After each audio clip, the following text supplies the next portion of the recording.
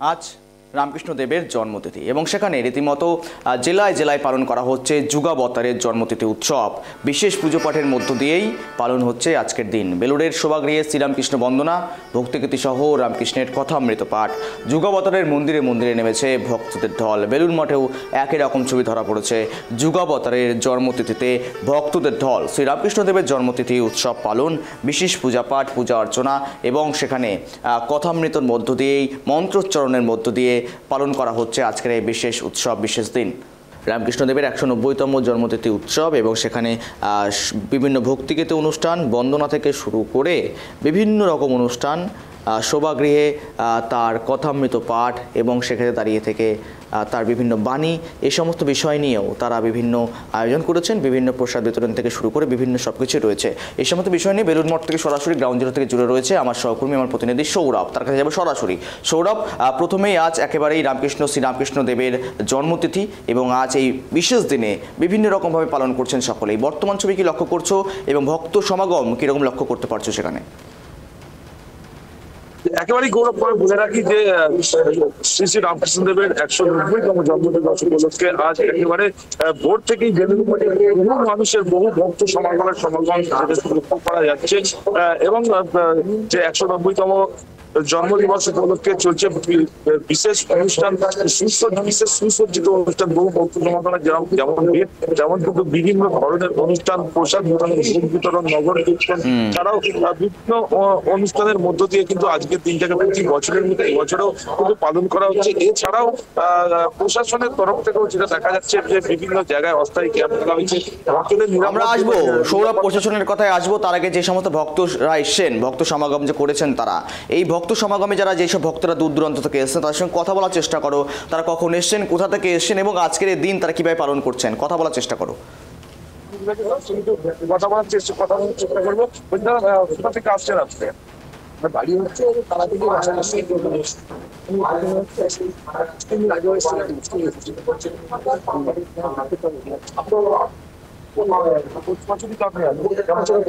একদিন করে কেমন লাগবে? পান না ভালো শরীর জন্মদিবস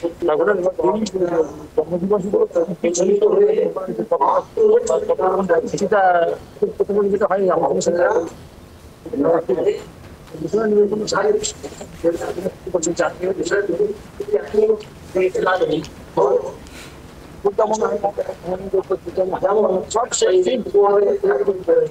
আমাদের সাথে সব জায়গায় যেমন টাইম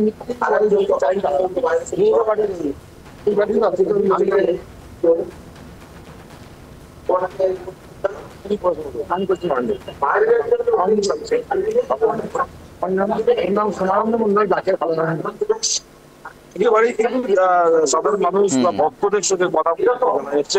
তারা কিন্তু প্রতি বছরই আসেন এখানে এবং এই জন্মদিবস পালন করার জন্য তারা কিন্তু একেবারে আসেন। সৌরভ, বেলুড় মঠের তরফ থেকে আজকে কর্মসূচি রয়েছে, কি কি করা হবে এই অনুষ্ঠানকে ঘিরে, রীতিমতো এই জন্মতিথি উৎসবকে পালন করার তাগিদে মূলত কি কর্মসূচি রয়েছে বেলুড় মঠ কর্তৃপক্ষের?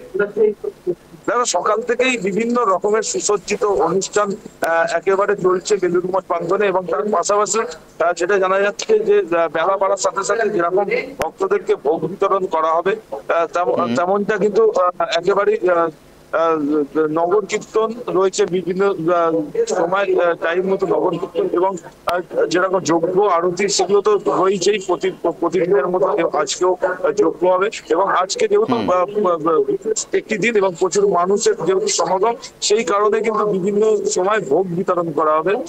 মানে পাশাপাশি পুলিশ নিরাপত্তা, প্রশাসনের নজরদারি কিরকম লক্ষ্য করছো একটু দেখানোর চেষ্টা করো। একেবারেই প্রশাসনের তরফ থেকে প্রচুর পরিমাণে বেলুড় থানার পক্ষ থেকে এবং হাওড়া সিটি পুলিশের তরফ থেকে প্রচুর পুলিশ কর্মী এখানে নিয়োগ করা হয়েছে। যেহেতু প্রচুর ভক্ত সমাগম, তাদের নিরাপত্তা দেওয়ার জন্য কিন্তু বহু মানুষ বা বহু পুলিশ কর্মীকে এই যে বেলুড় মঠ মন্দিরে কিন্তু তাদের রাখা হয়েছে এবং যে গঙ্গার ধার বরাবর পুলিশ যেরকম রয়েছে তেমন সিভিল ডিফেন্সের কর্মীরাও তারাও কিন্তু রয়েছে নিরাপত্তার জন্য করা হয়েছে। বিভিন্ন জায়গায় অস্থায়ী ক্যাম্প, পুলিশ সহায়তার জন্য কিন্তু বিভিন্ন জায়গায় অস্থায়ী ক্যাম্প করা হয়েছে।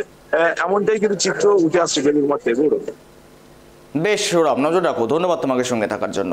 যেদিকে নজর রয়েছে আমাদের জন্মতিথি উৎসব রামকৃষ্ণদেবের, শ্রীরামকৃষ্ণদেবের জন্মতিথি উৎসব পালন করা হচ্ছে জেলায় জেলায়। এই মুহূর্তে দাঁড়িয়ে থেকে সৌরভ আমাদের সঙ্গে ছিল এবং সেখানে আপডেট দিল এবং সমস্ত বিষয় তুলে ধরলো। বেলুড় মঠে কী কী কর্মসূচি রয়েছে, ভক্তরা কোথা থেকে এসছেন এবং সে সমস্ত বিষয় নিয়ে আমরা নজর রাখবো পরবর্তীতে।